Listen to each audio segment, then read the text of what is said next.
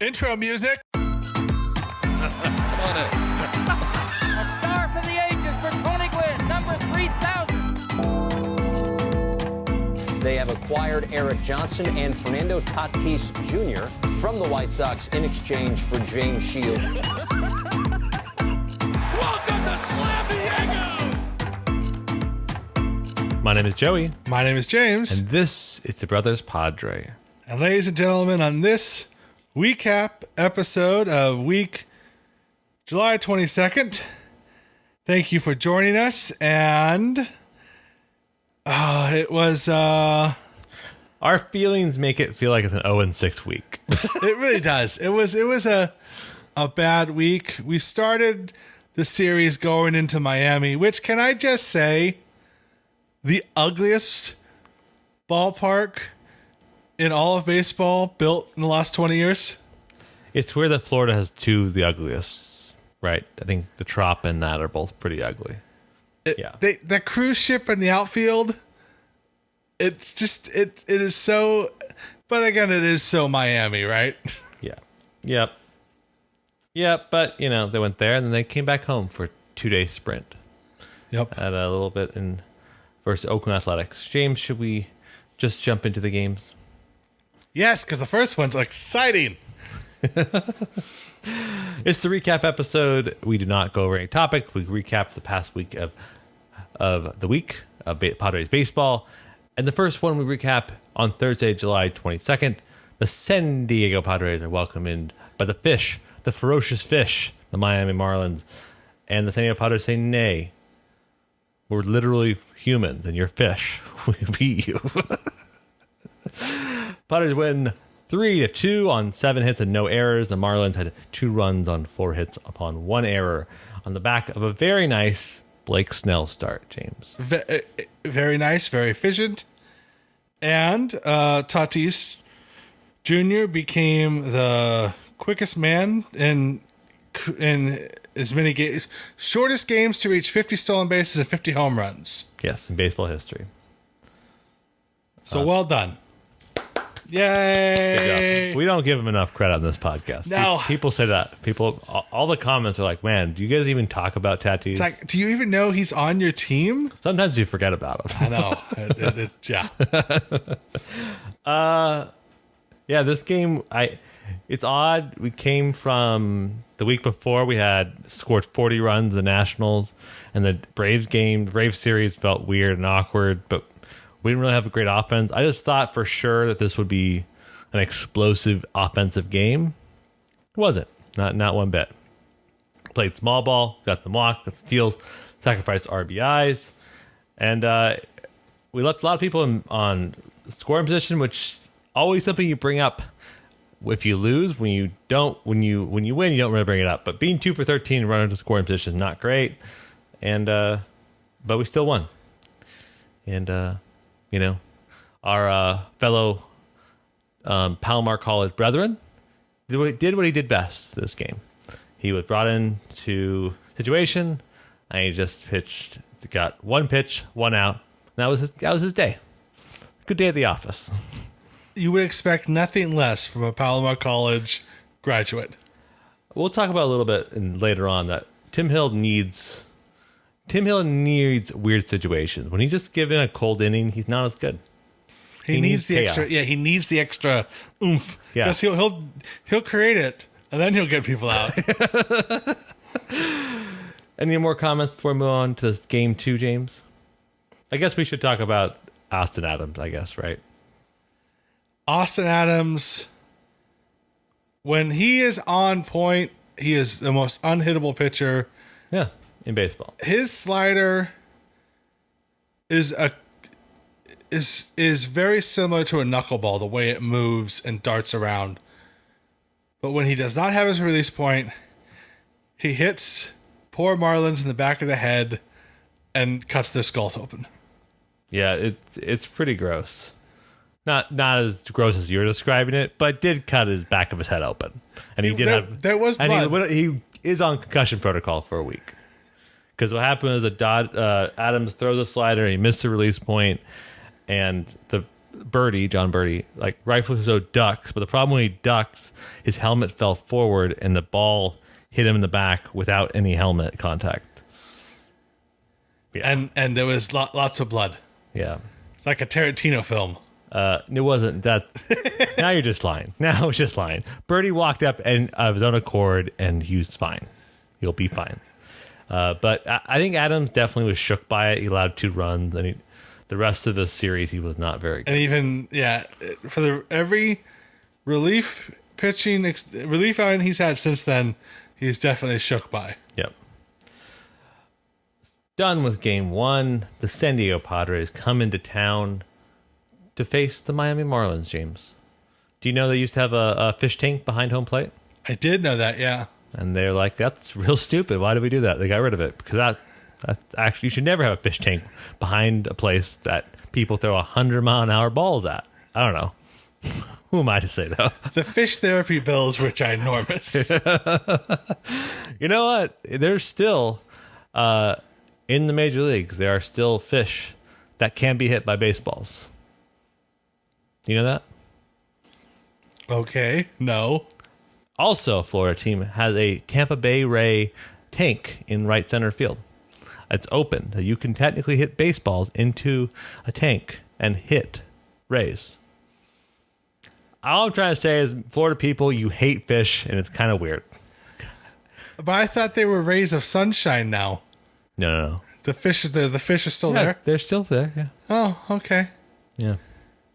Why is Florida a thing? The San Diego Padres asked the same question and beat them 5-2 on 5 runs on 8 hits and no errors. The Miami Marlins had 2 runs on 8 hits on 1 error on also nice Joe Musgrove start. 2 nice starts in a row by Padres pitching. Yeah, it was. They both Good job, lasted good 6 job, innings. good Yay! Because Padres pitching not been great. No, nothing great at all. But good job, Joe.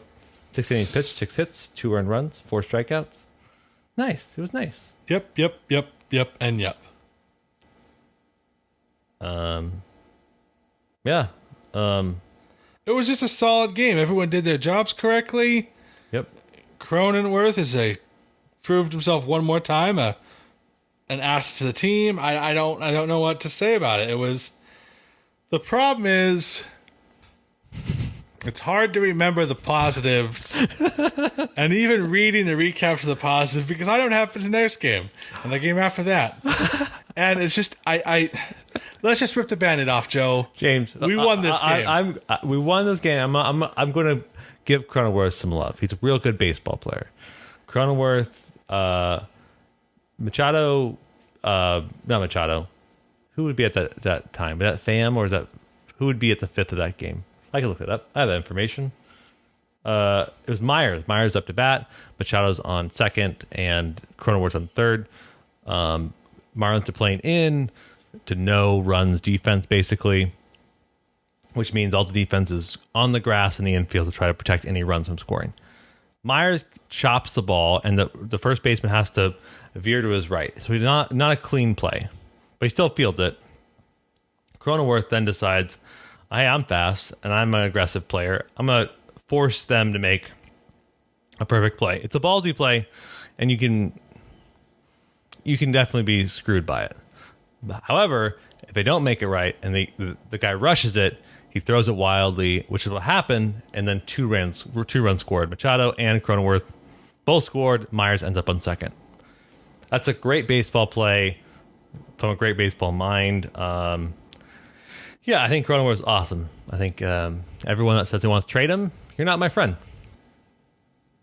There have been a lot of crazy trade suggestions like there usually are, but there's so many stupid ones people laid out there that they'll really like, oh, the Padres will trade Cronenworth. No. Why would we trade a guy that made his 2nd year of the big leagues? We're still under his minor league contract. He's an all-star. He's one of the top 10 players in the National League. And the people they say trade him for are like, why do we want the 3rd starter for the flippin' Twins for Cronenworth? No, you don't. It really is. Listen, Padre fans, I love you all. I understand we have been led astray and hurt by ownership before, but remember, we are a competitive team, so we make competitive trades. Right. We don't make additive trades, not subtractive trades. I know everyone is used to getting a great player and then losing him for 2 players we never see in the big leagues. That's how the Padres usually trade people. Yes, it is. But no. Calm yourselves down. If we were to trade Cronenworth, you'd better believe names that would be thrown around to get him would be equally talented. Yeah. Yeah. I mean, it's just not going to happen. Not going to happen. Not going to happen. Because there's nobody on the market that is under the same control and as cheap as Cronenworth is financially. Yeah. There's no way. No absolute way.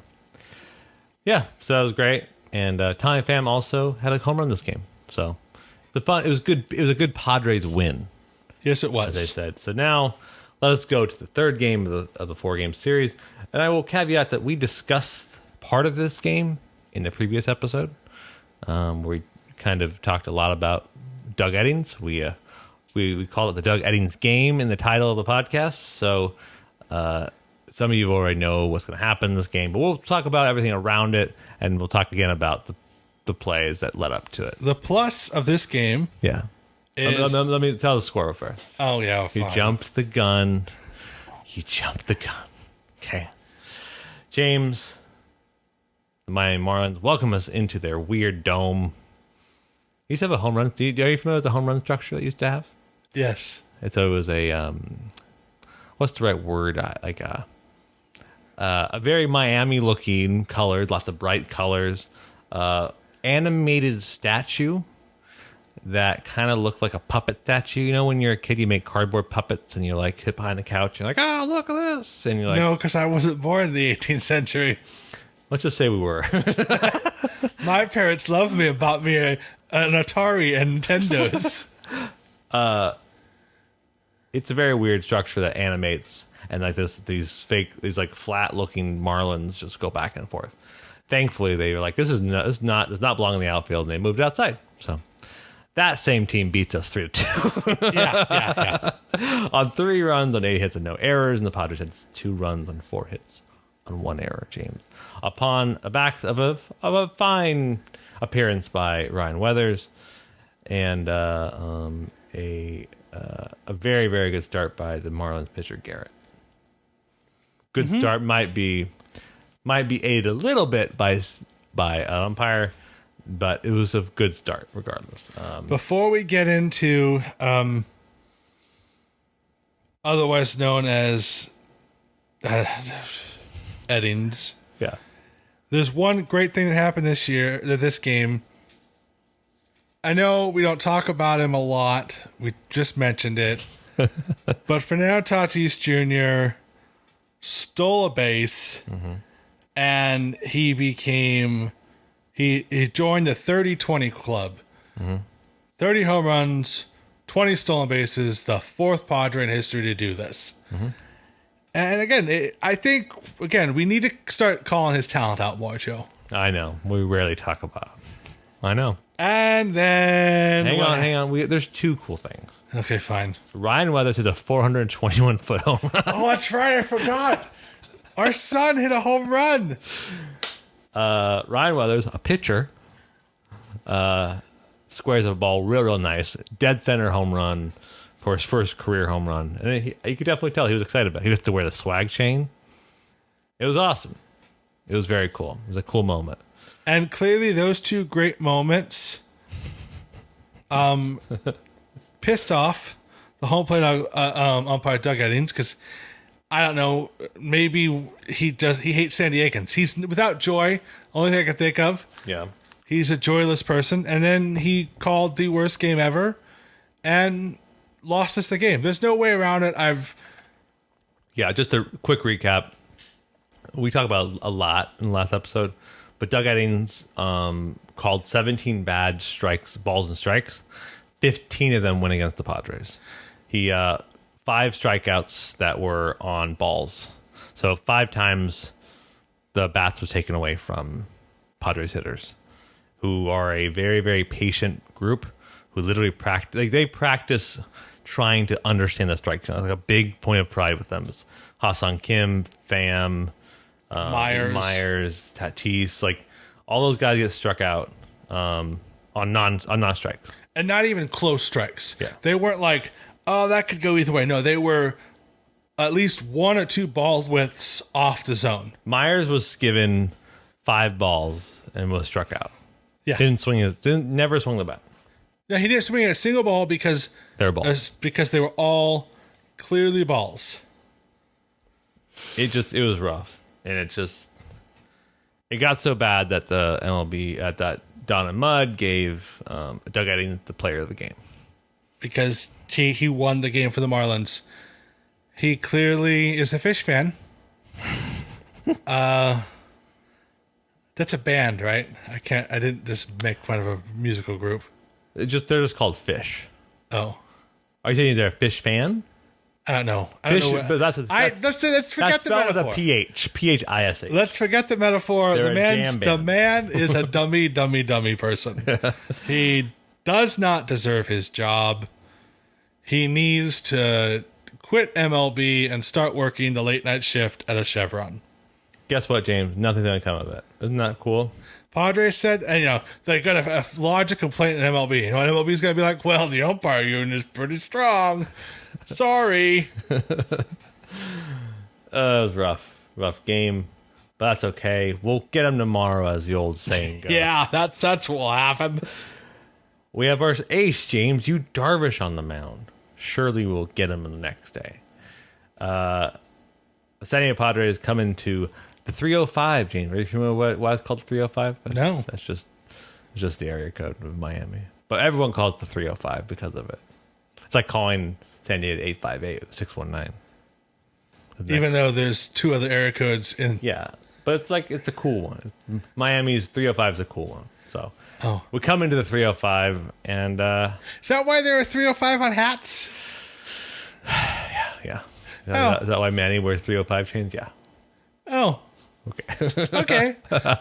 You learned something today. I did. I've tried to give you many facts today. This is the only one you like so far. I wanted to say it didn't enhance my life at all. Maybe one day I'll be like on Final Jeopardy. I'm like 305. Oh, I know that one. Area code of the Miami Marlins. What is the 305? That's right. Yep. They beat us, James. They beat us. I know. We did not come back and beat them. But we're a much better team. But who to say that? Because we lost. We split the series against one of the worst teams in the NL East. The worst team in the NL East. 9-3. Yu Darvish pitches 5 innings, allows 4 earned runs, and then Austin Adams comes in and allows 4 more earned runs on only a 0.1 inning pitch. Woo! Yeah, he was And the definitely. Marlins just threw out every single pitcher they could find. They're just like, and they beat us. Every inning, there's a new pitcher. Yep. Curtis, Pop, Okert, Bender, Bass, Blyer, and Hess. Yep. It was a game in which we just couldn't string together hits, couldn't capitalize, and we lost. It just was not a good time. I don't know what else to say. Brian O'Grady gets a home run in the 9th inning. That's nice. Good for him. Manny Machado gets his first home run in the 305. That's pretty cool. But it's not good enough. No, not good at all. No. It was the end of the game. There is one good thing we can say about this series at this end of the game. You know what it is? I do want to know, yes. This is the last time this season we have to play a game on the East Coast. but it will not be the last time we play an East Coast game. No, but they have to come to our town. We no longer have to deal with their obnoxious weather, their ugly stadiums, and let's not forget their psychotic shooters. Ooh, yeah, The that's true. East Coast is clearly where to get it. dreams die. The poem is "Go west, my son." You know, that's the land of opportunity. No one says go east. That's the old area where it's all stupid and nobody knows how to do anything and the weather sucks and they don't know how to build proper structures and they don't know how to police correctly. It's nonsense and we're done with you. You waste of a half a country. But I might still be mad at a lot of things that happen on the East Coast with the Padres. Your stupid, stupid weather. Oh my goodness. Our boys saved your guys' lives. The least you could do was give us some wins. I'm done. Guys, you done? I think so. I never knew you had such hatred for things east of the Colorado Rockies. I didn't until about a month ago. Yeah, I don't know if there's really a lot to say that's good about this series. We should have at least done 3 out of 4. We can't be split in series against a team that's 43 57. We just can't. They literally have the reverse schedule record that we do. You just can't do that. No. You just can't. I mean, just if we're, I've said this a few times in the pod, if we're the team that we say we are, we can't let these games happen. Just the way it is. Right? I mean, because you just can't like forget how to hit and then also forget how to pitch and then just like roll over. Like, I know we're a quote unquote momentum team, and something that people said last year about us is like once we get going, we can't be stopped. But maybe we don't have to be. Maybe we can just like hit, piece together multiple good innings, and I know part of it's just bitterness because we can be that way. We just cannot lose to bad teams like this. We just can't. We can't, no. And it is very frustrating because you don't expect to sweep every series. But we were robbed of our third victory by a vindictive little man that refused that held a grudge against our beautiful Padres. Mm-hmm. And it's obvious. You look at the strike zones he was calling. He is an evil, evil little man. Do not forget the name Doug Eddings. And if you see him on the street, be polite. But don't bad thoughts. You know what's what's going to blow your mind? What? Doug Eddings was not born on the East Coast. Your thesis is ruined. I never said he was. Shall we move on, Jim? Yes. The Padres on the Sunday game get to fly home to the 858. I don't know where they might live in. I don't know. I don't know how the area codes are worked now in San Diego. Area code of the ballpark is 619. But they don't live. They don't all live by it. No, but if wherever La Jolla is, that's their area code. A lot of them live in Rancho Bernardo. I have sold a few of them a TV or two. They come home. They get a nice day off Monday, just chilling with the family, with their dogs, in their nice homes, playing video games. They are all contractually obligated to tweet photos of their dogs by Petco. That is that only reason why they all have a Twitter account is to show photos of their dog. Yeah. And you notice a few of them have the same dog? I'm just saying. Are you saying there's a some sort of in-place dog, some sort of like template dog they all use? I'm saying several of our guys who are single that don't have people to take care of the dogs when they're away don't have a dog. But yet they all seem to have the same cute little dog. I have the puppy calendar in the studio right now somewhere. I'll find it later. Regardless, where are we going? Monday we had a day off. Tuesday, we welcome the Oakland Athletics into town, James. And a new player. And on Monday, we got a trade a new player. MLB leading hit leader. MLB leader in hits, Adam Frazier. All-star Adam Frazier, second baseman, left fielder, right fielder. Also plays center field in his career. We trade him, and he's a new addition to the team. And this was his first game. Adam Frazier's big buds with Joe Musgrove, knows Mark Melanson as well, so he fits right in. And the San Diego Padres are at home at Petco Park, a sold-out crowd on a Tuesday. Good job. San Diego. Good job.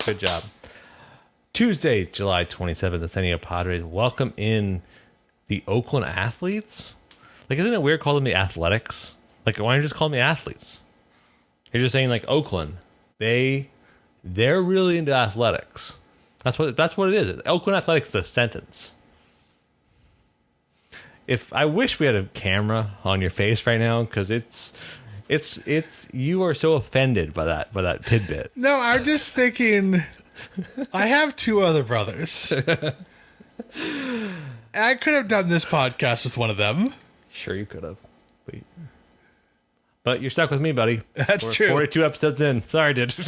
We are in it for the long haul. The San Diego Padres welcome the White Elephants and say, nay, nay, nay, 7-4 on 7 runs on 12 hits and no errors.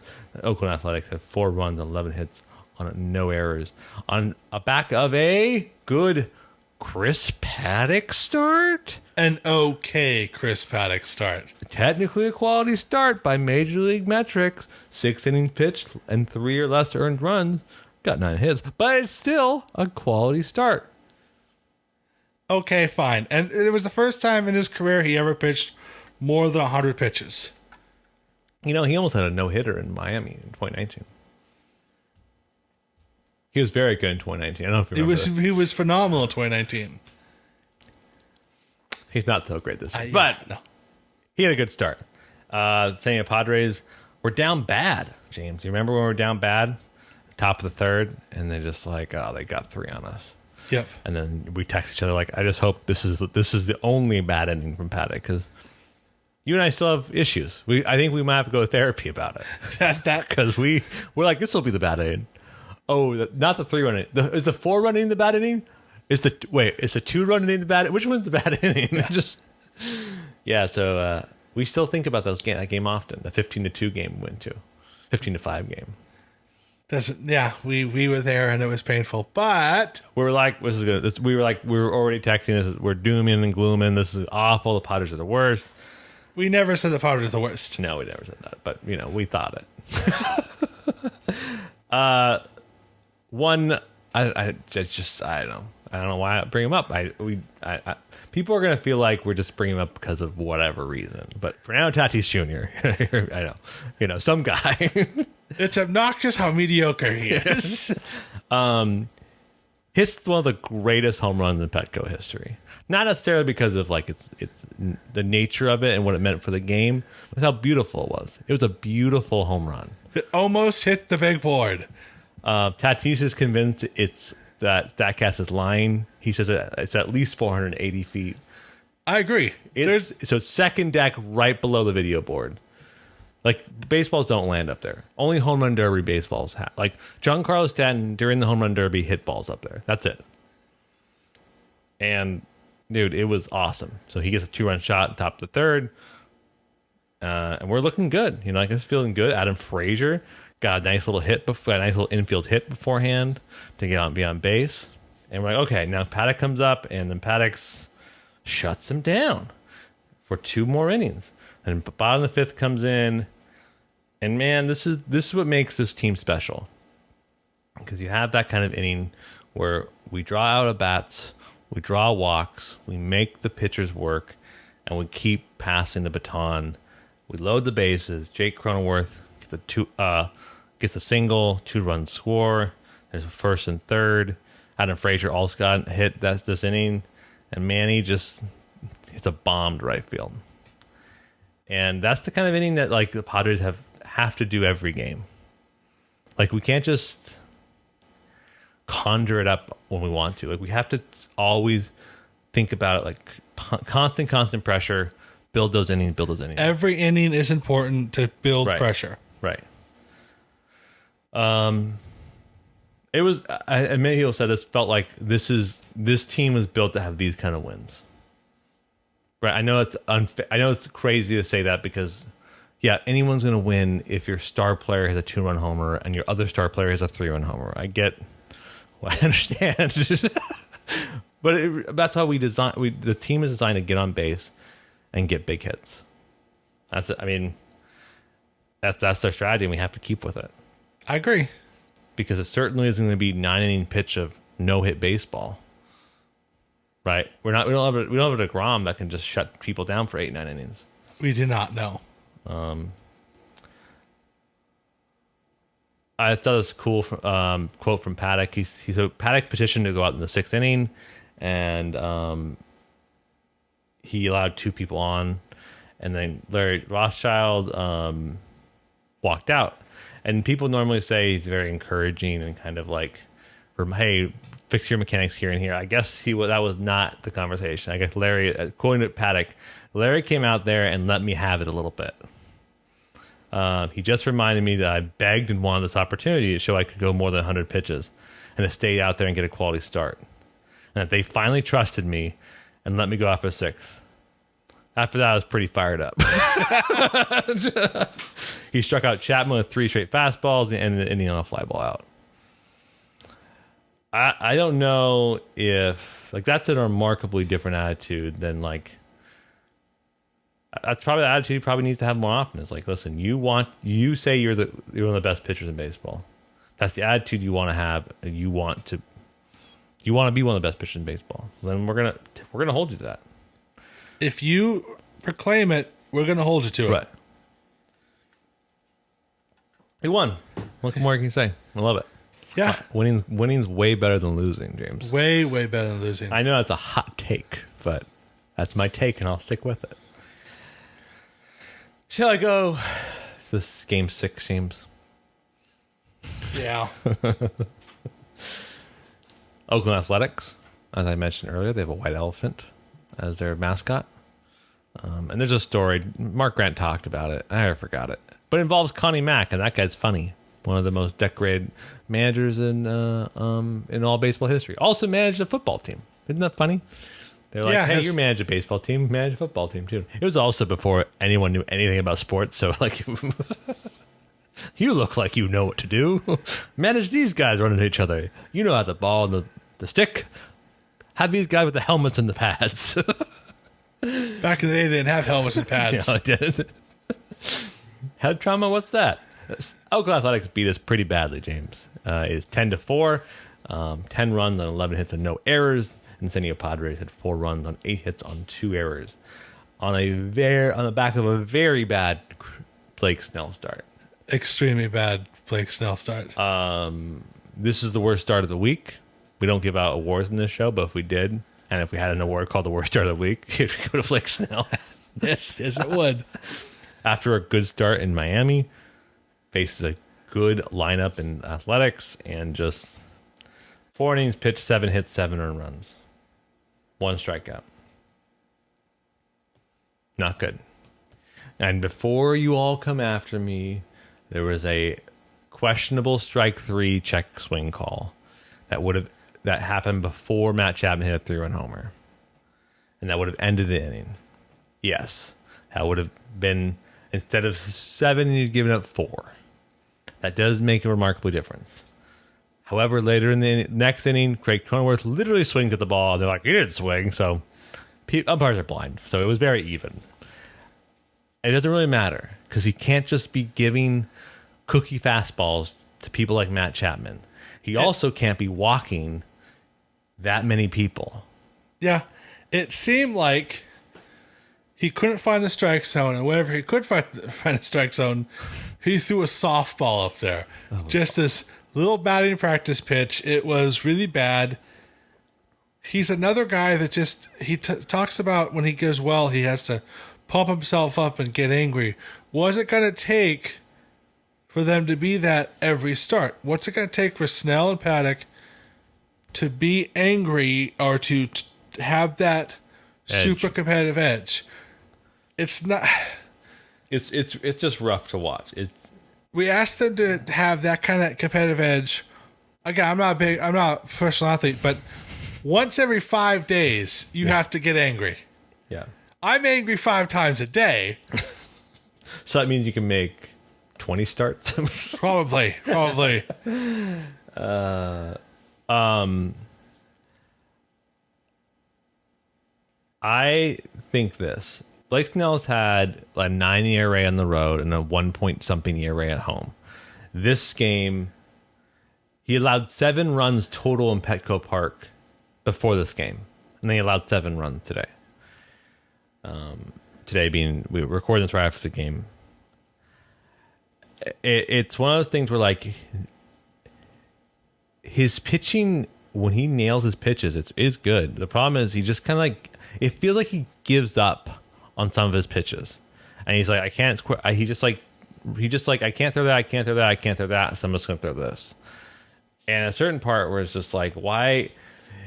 You kind of have to figure those pitches out, because you can't just always just throw fastballs, and you can't just always throw bad curveballs and sliders. And it boggles my mind, because when he's on, you can see he's a Cy Young pitcher. You're like, oh, this is guy. And we've seen him on. Yeah. About 20% of his starts this year, he has been on. Unreal good player, yeah. Man. But he needs to be unreal at least 80% of the time. Well, and I mean, he said in the post-game press conference, it's like, if we want to go to the playoffs, I can't be pitching like this. He's right. Because he's not going to pitch in the playoffs if he's this bad. Not at all. He's not going to be, I mean, in general, the Padres are in a little bit of a scuffle. Darvish threw 5 innings and allowed 4 runs. That's not great. That's not what you want from him. But he got to 5 innings. You know, he threw a lot of pitches. Snell's problem is he throws lots of pitches in a short amount of time. It's just like he's out by the 3rd or 4th, and he's giving up 7 runs. And just, that's not, it's tough as an offense to say, because the problem we haven't talked about is that Sean Manaea, pitcher of Oakland Athletics, had an incredible game. Sean Manaea is, they showed the stat, one of the most elite left-handed pitchers in the American League. Yeah.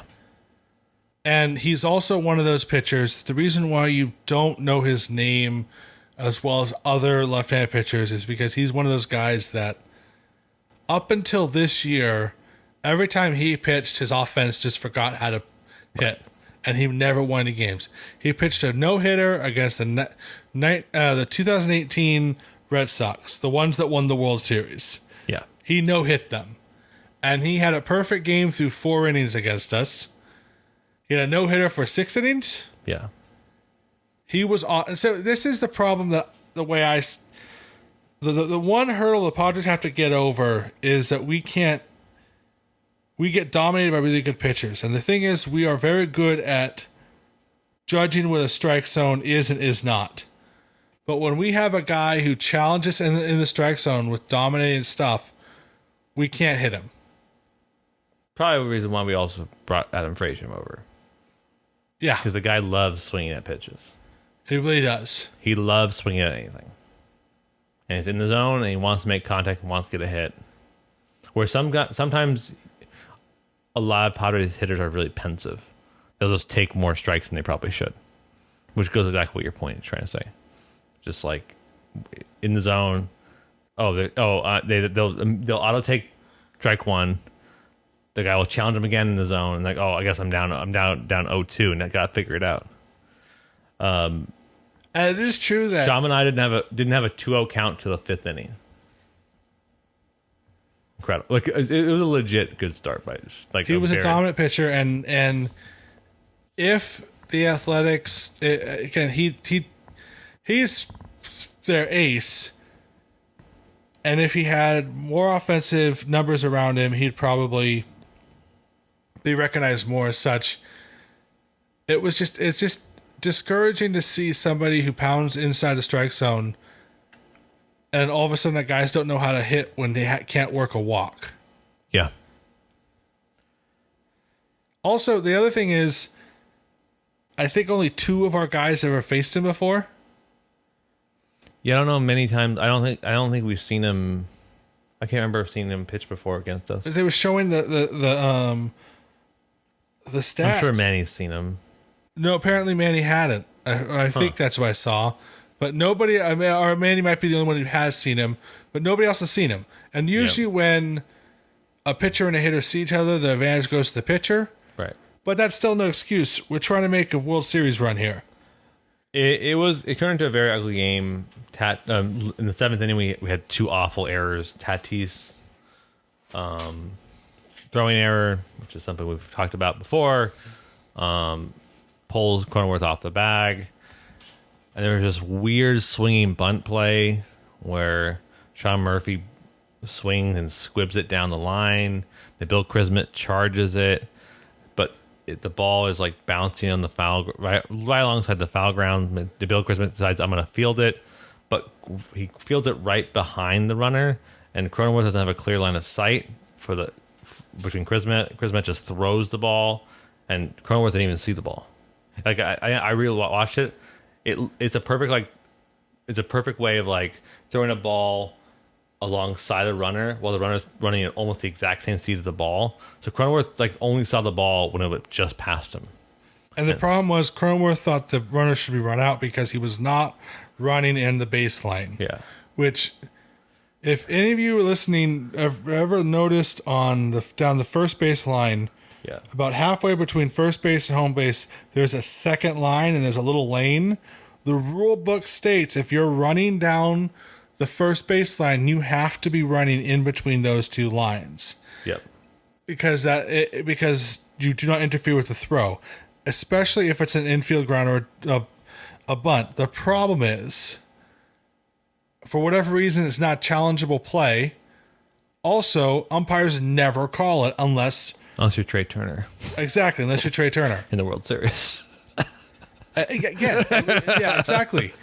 So it's one of those things that Cronenworth immediately went. I didn't see the ball. He's blocking the pitch. Yeah. He's in The lane. he's out of the lane. He's running Right. down. He's on the close to the mound pretty much. It should. We're down 7-0 at this point. Like, I know. It wouldn't have mattered with the game, but it's just one of those technicalities that fix your rules. Yeah. I mean, we had a little fun little rally in the ninth, 3 runs. Our quote unquote B team had a nice little fun connection of hits, like the kind of like inning we talked about. Like you build walks on hits and walks on hits, draw out bats, challenge people, but wasn't good enough. I think that this past week is summed up by this stat. Dennis Lynn tweeted this out, and it's just the saddest thing. For the 47th time in the 104 games this season so far, a Padres starter did not work 5 innings. Blake Snell is out after giving up 7 runs in 4 innings. Only one team, Baltimore, has fewer starts of 5 innings pitched. That's not good. And that, kids, is why we need starting pitching. That is why. Yeah, we need starting pitching so badly. It's rough. It's a rough stat. Anything else before we look forward, James? No. The A's are a good team. Splitting with them isn't bad. That's the only good positive I have. Like splitting, we and I both. You said we're going to lose a game to the A's, so you're right, and you're right. Like they're a good team. They're the second wild card in the American League. They're very equal to us in stats and numbers. So losing to them is not. It's not as it's not as sad as losing to say someone like the Marlins, for example. Exactly. So that's the only thing is being beat by a good pitcher is being beat by a good pitcher. You can't beat yourself up too much about that. Being beaten by an umpire is totally different. Right. And then also being beat because you just can't connect hits together is just sad. We end the week with 3-3 over the past 6 games. James, we try to predict what's going to happen. You said 5-1, I said 6-0, and we end up at 3-3. Pretty bad prediction on our part, James. Yes, it is. Yes, it is. We look forward to the next 6 games. Very similar, actually, just kind of reversed. The Colorado Rockies come into town for 4 games, and then we take a day off, and then we spend 2 days in Oakland, and then we take another day off, and then we come back home. So we're only playing 5 games? 6 games. 6 games. Okay. 4 against the Colorado Rockies, Yeah. 2 against the Oakland Athletics. Tomorrow we'll be facing Kyle Freeland. John Gray is scheduled to start on Friday. He's not going to start on Friday. He's going to be traded. And then Austin Gomber. Herman Marquez on Saturday for the Rockies, and then Sunday. Herman Marquez should be traded too. Yeah. They both should be traded, but I don't know if they're going to trade him. The Rockies are pretty incompetent, so. Yeah, that is true. I think we're still going to lose 1. We're going to split Oakland again. And we're going to win 3 against the Rockies. So 4-2. 4-2. I'm going to start predicting things how they should win. It should be 5-1. We lose 1 to the Athletics, and we have to sweep the Rockies. I agree. We are not in the place to not sweep bad teams. And hopefully by Friday, this is my thing. This is what I'm going to say right now. Okay. If AJ Preller is as good as he has shown himself to be, and we think he is, Right. we should have at least 2 new starting pitchers. That does not mean they'll be able to start this weekend against the Rockies. We could even have John Gray on Friday. There is that chance. So my thinking is this might be our last semi bad week because we should have at least 2 new pitchers, starting pitchers on Friday. You think we're going to get 2? We have to get 2.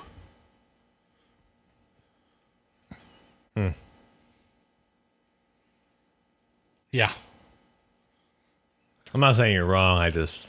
I think we're going to get 1. I think the Dodgers and the Giants are also needing starting pitching. That's true. But we have to get at least 1. And you're saying we have to get at least 2. Regardless, if we get 2, that shores up a lot of our problems. 2 guys that can go 6 innings consistently and only give up 3 runs. A lot to ask for, James. Yeah, I know. I like that thinking of like we're going to be a better team after Friday. Even and I don't think it's.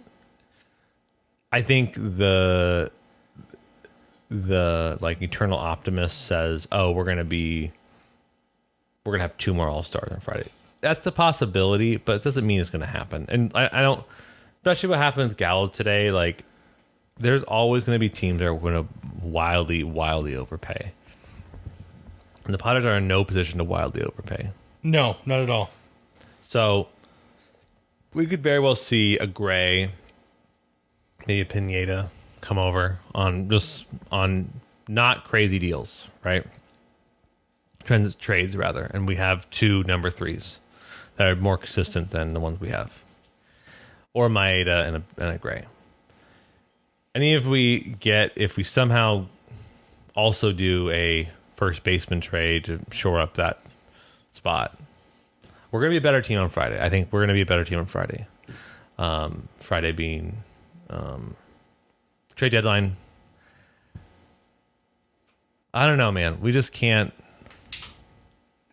I can't let the Rockies win again I can't either. at Petco Park. You Yeah. just can't. You can't. I can't. Okay, because this is it. This is how it's going to be. Okay. I need World Series teams are good against bad teams, and they do not relent. I brought up the 2018 Red Sox, and that team was incredible. I mean, another brother and I went to a Red Sox and White Sox game, and they were down 6-0 in the 7th inning, and I was like, "Wow, the White Sox are just destroying them," and the Red Sox, first and NL East at the time, and they just never stopped because they were like, "No, we're on the hunt. We're going to destroy you." And you just tell they were not going to give up and lie down. And that's the thing that the Padres need to think. Every single game is part of the hunt.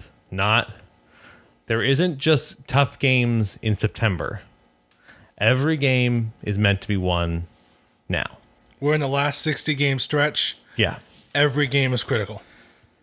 I know baseball's hard, and I know what I said. People are like, well, they're not trying. Of course they're trying, but there is a sense of like, you have to play your hearts out every single game from here on out, because that's how you play winning baseball, and that's how you get into playoffs.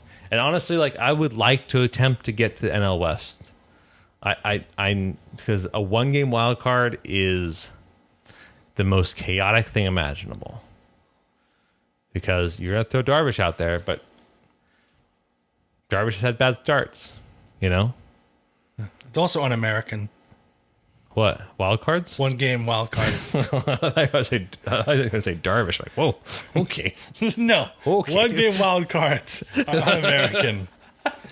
Yeah, I don't know. It fills me with so much dread, a 1-game wild card. I think we have a decent shot, but I would just know if we have the opportunity to gain ground on the Giants, then we should do it. Exactly. So we're going to sweep the Rockies, and we're going to split against the Athletics. Sorry this is such a downer episode. It's not a downer episode. We have high expectations. Like Charles Dickens said, girl, you've got great expectations. It's exactly what Charles Dickens said. Yeah. I'm so glad. I think Oliver Twist said that. Yeah. Sure it wasn't Tom Sawyer? Who knows? Probably Huck Finn. Charles Dickens wrote those books too, right? Oh, yeah. Oh, yeah. Right after he wrote A Christmas Carol. Fact. James, we have lots of expectations for our Padres. And that's why we live in, our happiness is probably too involved with this baseball team. And that's kind of why we are the way we are. All my happiness is involved. I just hope that, it's funny because this episode